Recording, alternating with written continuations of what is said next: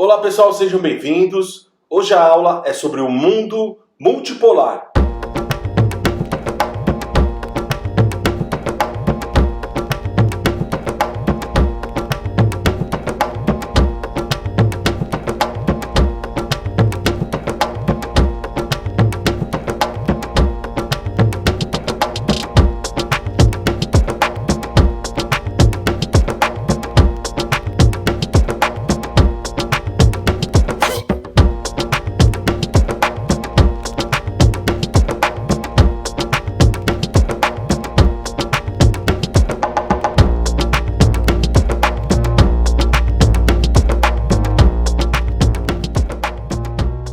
A desintegração da União Soviética e o fim dos regimes comunistas no leste europeu representaram a vitória dos Estados Unidos na Guerra Fria.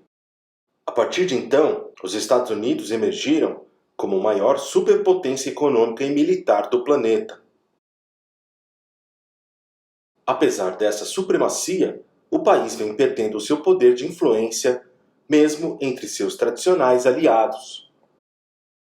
O confronto que havia entre os sistemas capitalista e socialista durante a Guerra Fria foi substituído pela disputa dentro do próprio capitalismo,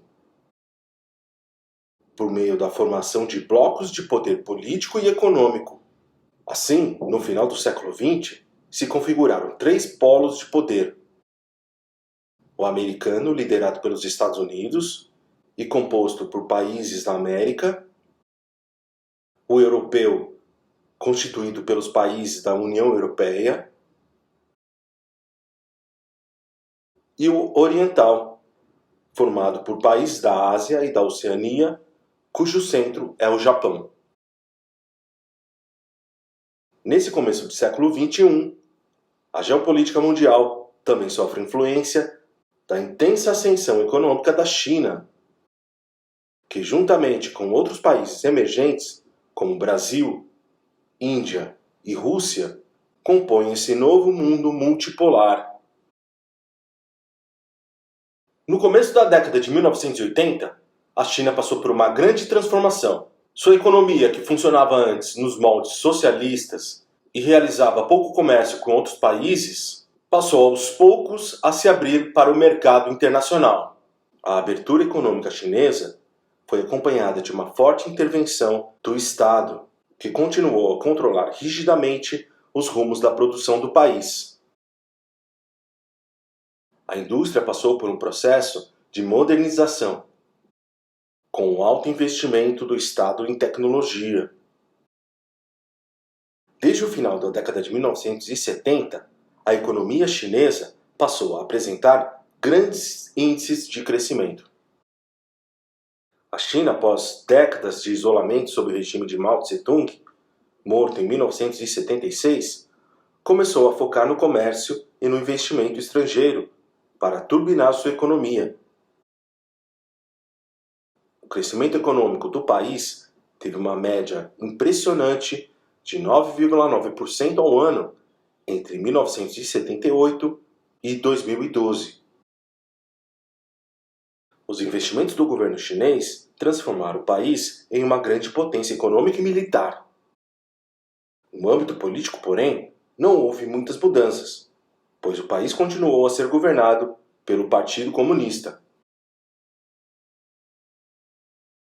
Na década de 1980, aconteceu nos Estados Unidos o declínio das políticas sociais do welfare state, o estado de bem social, ao mesmo tempo que as políticas liberais ressurgiram, agora com o nome de neoliberalismo.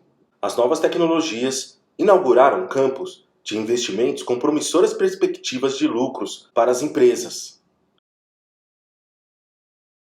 Para que a economia apresentasse melhores resultados, muitos teóricos defendiam a interferência mínima do Estado nas relações econômicas, favorecendo o livre mercado, baseado na lei da oferta e da procura. Assim, para os neoliberais, não cabia ao Estado impor limites à atuação do capital, por exemplo, defendendo direitos sociais. Os maiores defensores dessa corrente foram o presidente estadunidense Ronald Reagan e a primeira-ministra britânica Margaret Thatcher. De maneira geral, a globalização designa a crescente integração e a interdependência da economia mundial, que se manifesta na expansão das transações comerciais, no rápido avanço tecnológico dos meios de comunicação e de transporte, e também na disseminação em escala primária dos valores morais e políticos originários do mundo ocidental.